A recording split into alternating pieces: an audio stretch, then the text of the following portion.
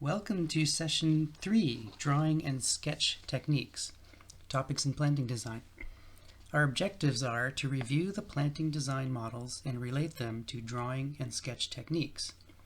When we're at this stage, we ought to already have a goal landscape archetype in mind, understand site analysis issues, have a design attitude, and even have an idea about landscape maintenance. For example, is the landscape going to be installed and maintained in a consistent, steady, unchanging state? Or is plant succession and change allowed and encouraged over time? We should understand site restrictions and their impacts, such as fuel modification issues, and overview considerations, since they will influence plant placements. It also helps to have a plant list prepared and even have plant photos handy so that they are available for evaluating design concepts. This session is about direct communication between hand, eye, and brain, using techniques that don't get in the way. The drawing and sketch techniques are not really for presentation purposes, but they can be used to generate alternatives quickly and easily for internal discussions. I'll be showing techniques using Bluebeam and hand drawing.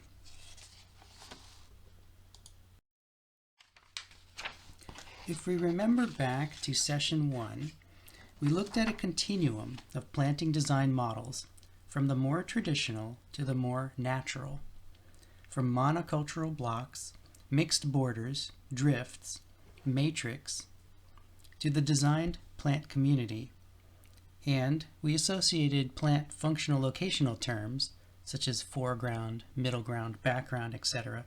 for each planting design model. Likewise, we can associate appropriate drawing and sketch techniques that seem to go best with each planting design model.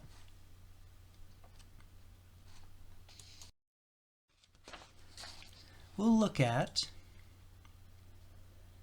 colored blocks and bars drawn in Bluebeam to depict monocultural block designs, colored circles drawn in Bluebeam for mixed borders, colored bubbles and ellipses, hand-drawn for drift planting designs, and colored hatches, circles, and dots, hand-drawn for matrix planting designs.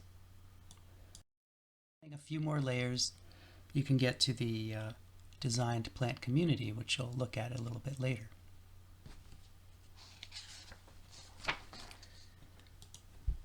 Colored blocks and bars can be done in colored pencils or markers on trace over a base plant.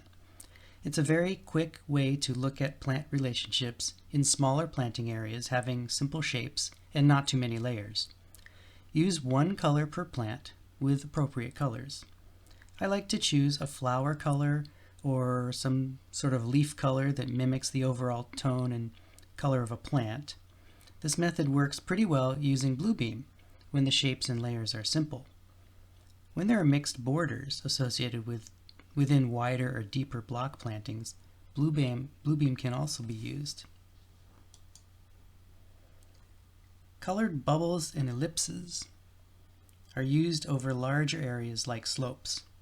Colored pencils are very good at this because the areas are typically larger and you can start out ambiguous and loose using one color per plant species mass, sketched in one direction, and then outlined or darkened and outlined afterwards.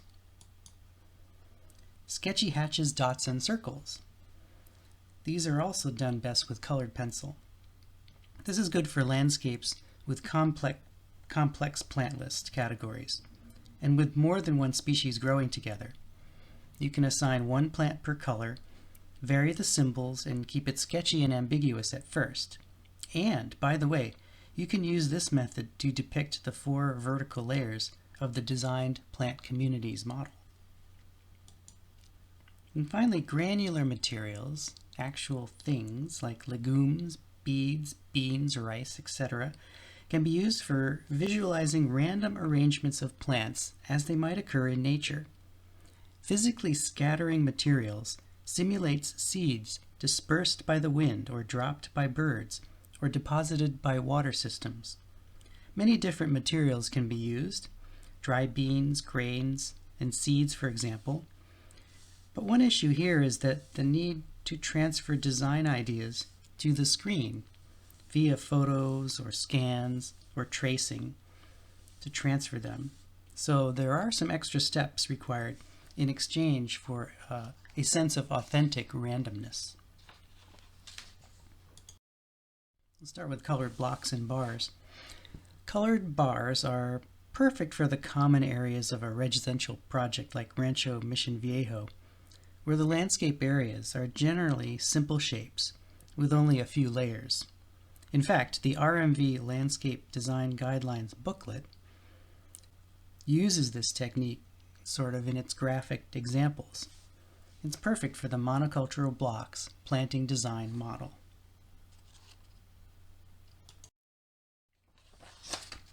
Here is a base plan from that project with some colored blocks and bars drawn using Bluebeam.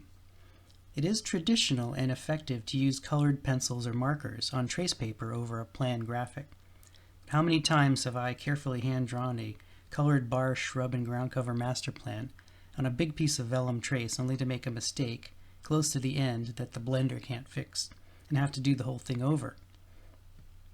Bluebeam is an ideal format to use for this technique because it is easy and fast to draw colored polygons on a plan in PDF. In Bluebeam, pick one color and assign it to one plant species. Typically, you will be layering rows of plants against each other in sort of a foreground, middle ground, background arrangement, which goes really well with the monocultural block planting design model. So the polygon shapes will be fairly simple. Try to use translucent colors and match the outline color with the field color, if you can, the fill color. And also if you have your colors be translucent, and try to pick colors that remind you of some feature of the plants you're trying to depict. It'll be easier to remember what plants you're considering and will look a little bit more appropriate. As shown here, I brought in an elevation view of the architecture on the plan, and I scaled it to the plan view and in order to test ideas in plan and see how they would look in elevation. You can check the compatibility of your plants with the architecture by doing this for all elevation sides of a building. Bluebeam can also be used to depict just a portion of an area as a mixed border planting design. For example, the above yellow areas, a little thicker, may be designated accent areas containing additional colored circles representing a variety of plants in an arrangement instead of a single color representing a single species of plants. The next slide shows a variation of this technique. So, I do recommend using the Bluebeam model only for small portions of mixed border plantings that may be located within a block planting design model. But if you're interested in using Bluebeam a little bit more directly, you can try it like this. A mixed border planting is composed of small groupings of plants. It is usually drawn using colored bubbles that are all about the same size and have usually one plant species per bubble. And here is a mixed border planting design in a portion of the Gaylord Hotel project. First, I created a bank of plant symbols that are grouped Bluebeam objects consisting of a colored circle, sometimes with a different color outline. That usually symbolizes a flower color. Colored to match some aspect of the reference plant if possible, and when possible I put in a label.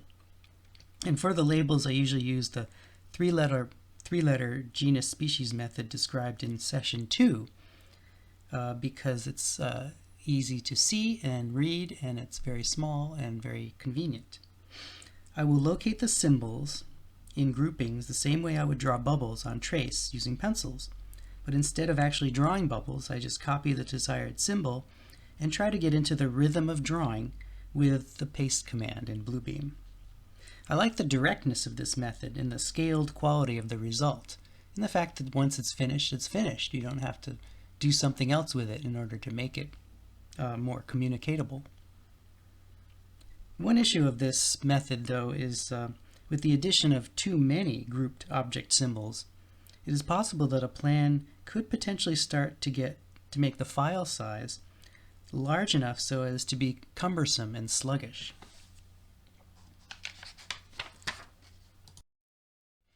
For a drift planting design model, I like using the sketch techniques, which I'm just calling bubbles and ellipses. Think of this as a hand-drawn mixed border technique, only it's scaled up for larger areas, and the bubbles are elongated into drifts, as we noted when we described it in session 1. At any rate, I think it's really similar in terms of the process. We will have a step-by-step demo of the bubbles and ellipses planting design sketch process, but for now, just with slides. I do hope later to incorporate video into this session, which would show the sketching technique, and it's a little easier to follow and more direct. Depicting a drift planting design model starts with long flowing light lines swooping around landforms or undulating along slopes. Sketch in a color wash for each plant, and I usually start with tree groves and larger shrub areas, imagining you are lassoing them with an infinite lariat, and then follow up with a lightly sketches circles to finalize locations, and finally darkening them. For shrub masses, I start with light color washes, with each color representing one species, heavying them up and outlining them as areas become more defined.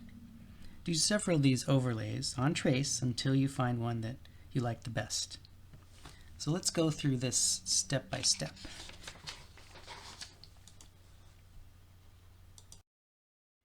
This base will be the demo for the next few diagrams. It shows a roadway at the bottom with an adjacent flattish area traversed by a meandering walkway and a slope behind that. The straight dashed line denotes the toe of slope, beyond which the grades rise from an elevation of about 10 to about elevation 40. So it's an upslope. The red dashed line along about elevation 25 is an overview indicator line, generally located 25 to 30 feet down the slope from housing pads. Trees are located below this line so as to allow overviews from the homes above. Also, let's assume there is a fuel modification overlay associated with this slope, which will affect plant placement. I suggest keeping trees on a separate layer from the shrub and ground covers for now, because the shrubs should in a way react to where the trees are, and because too many overlapping symbols on one layer makes the sketching and revisions more difficult to read or modify. The trees here remain as the main structure plants, which I locate for visual accent and for shade for pedestrians. So I started by drawing dark elliptical shapes for the oak trees, and light green shapes for the sycamores, and gray-blue shapes for large acacia tree-form shrubs. On a new layer, I drew appropriately designed or scaled circles over the colored ellipses. The amorphous shapes for tree groves yield to more precise canopy and trunk locations. I take away that layer with the colored tree ellipses and add the outlined tree layer to the base. And then I add another trace layer so that the shrub study can respond to the tree locations.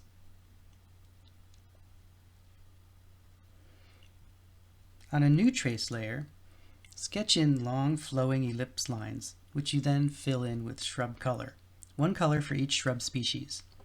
Think of long flowing shapes next to each other. Start with the structure or accent shrubs, and then sketch in the foreground shrubs and ground covers, and follow up with the background plants. In this slope example, the more interesting area is where the slope meets the flat area. So it's where I place the flowering shrubs, accent shrubs, and ornamental grasses. The foreground is on either side of the meandering sidewalk, and the background area is located along the upper portion of the slope, farthest away from most viewers. You can erase, redraw, replace the trace, Continue to change and modify it until you have a composition that looks right. And then add another trace layer, outline all the bubbles, and add labels. This layer, along with the tree layer you saved, can be composited on the base as a schematic for discussion or for further development.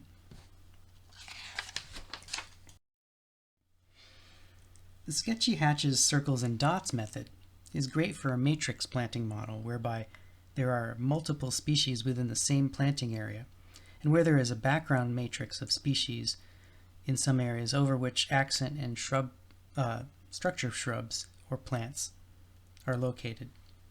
As we go through the step by step, you should see that this technique is really similar to the bubble drifts, but it is depicted at a much finer texture, more mixing of smaller groupings of plants.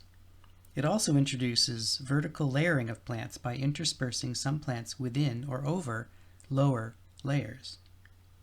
In this example by Maria Scalera, the matrix layer is composed of a family of 4 grasses drawn on one layer called the grass layer. At the top you can see. Another layer is used for perennials, and it's called the perennial layer. You can use as many layers as necessary to include all the plants in their correct vertical positions. Keeping vertical layers separate may help keep the communication more clear.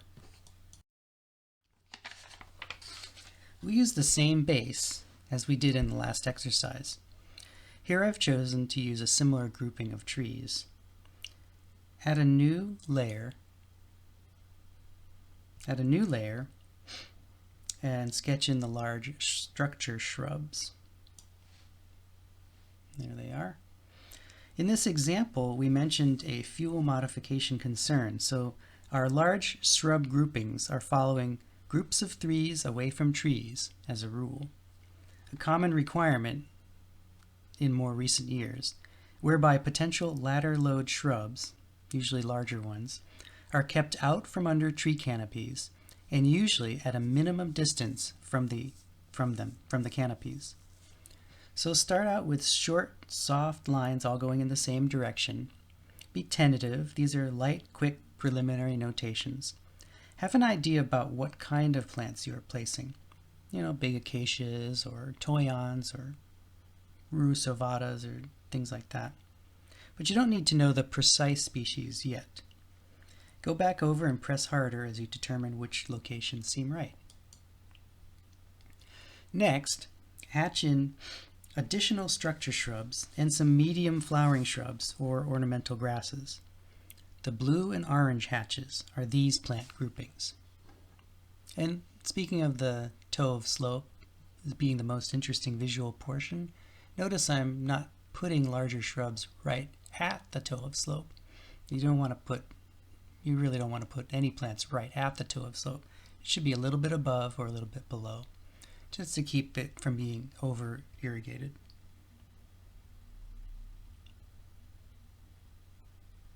So let's see. Here I do have most of the flowering and accent shrubs located along the interface between the flat area and the slope, continuing along the walkway spur that goes through the break. And it seems reasonable to locate most of the color and interest on the lower portion of the slope where people tend to look, and have them associated with the tree groves. And now there are some secondary shrubs, and then choose a hatch for the foreground. And here I've decided that the foreground will be soft meadow grasses through which one can walk on the meandering sidewalk. The grasses interface with the accent and structure shrubs on the lower slope and the flat area. It becomes a matrix planting because of this. These hatches are light green in color, and you can blend hatches together to show plants growing amongst each other, erase and resketch as necessary, and go over the earlier hatches. This is meant to be a quick notation, and the colored pencils on vellum trace is very forgiving, so you can change your mind frequently. Now the background area higher up the slope is another matrix planting of a spreading ground cover around the structure and accent shrubs. These gray hatched areas represent such a shrub. Here it also plays a fuel modification role and being low in stature under trees and along the area that is closest to where homes will be. The colored dots represent annual and perennial wildflowers interspersed among the meadow grasses. Place the dots quickly but carefully in groups of 5 to 10 with a sharp pencil. In the lower illustration, the dots have been placed more or less uniformly over the entire meadow area. So I decided here that there were too many, so I erased and redrew them. At the upper slope areas, I strengthened the structure and accent shrub hatches and more clearly defined the shapes. Now you can add some labels and test out some plant species selections you may be considering. If you have plant photos available, now is a good time to evaluate the choices you are considering. Select potential plant images and assign them to the colors, symbols, and hatches. Arrange the plant photos with your sketch and then consider or discuss the combinations and relationships. If our landscape design archetype is a natural one, you may be searching for an authentically random process that mimics natural processes in the distribution of plants. For example, perhaps you want to locate trees and shrubs in a randomly natural configuration, as if the seeds were scattered in the wind. We might even want to include some plausible directionality by picking the prevailing wind direction at the site. We can choose some more or less properly scaled granular materials and physically scatter them over the site plan. Almost any household granular material may be used. Here we have different kinds of seeds and grains. In the progression, the popcorn is playing the role of larger structure shrubs, or maybe even trees. The rice is a matrix plant, for example, some kind of low spreading grasses. And the colored lentils are scattered flowering accent plants. Or perhaps we can attempt to simulate the designed plant community model described by Rayner and West, which we describe in detail in session 1. Remember the 4 vertical layers? Here, the kidney beans are the structure shrubs, the first design layer. The dark colored beans are the seasonal color accents, the second design layer. The lighter colored beans are the ground cover plants, the first functional layer. And then the colored lentils are the dynamic filler plants, the second functional layer. You know, I mentioned before the problem with this technique is that it must be photographed or scanned in order to preserve and transfer the design. So the process may be amusing, but it does add extra steps in return for the authenticity. The advantage of this process is that you can generate many alternatives until you find the one that you like. The techniques described here draw upon the planting design model concepts and terminology from session 1, the sun shade studies and plant list research, and the process that we discussed in session 2. Hopefully this helps you to easily and quickly depict a thoughtful planting design with some depth behind it. You put a lot of thought into the design concepts, and here are some effective methods to depict them. The next few planting design sessions will focus on the plants themselves, starting with one called Plants in Position. Thank you.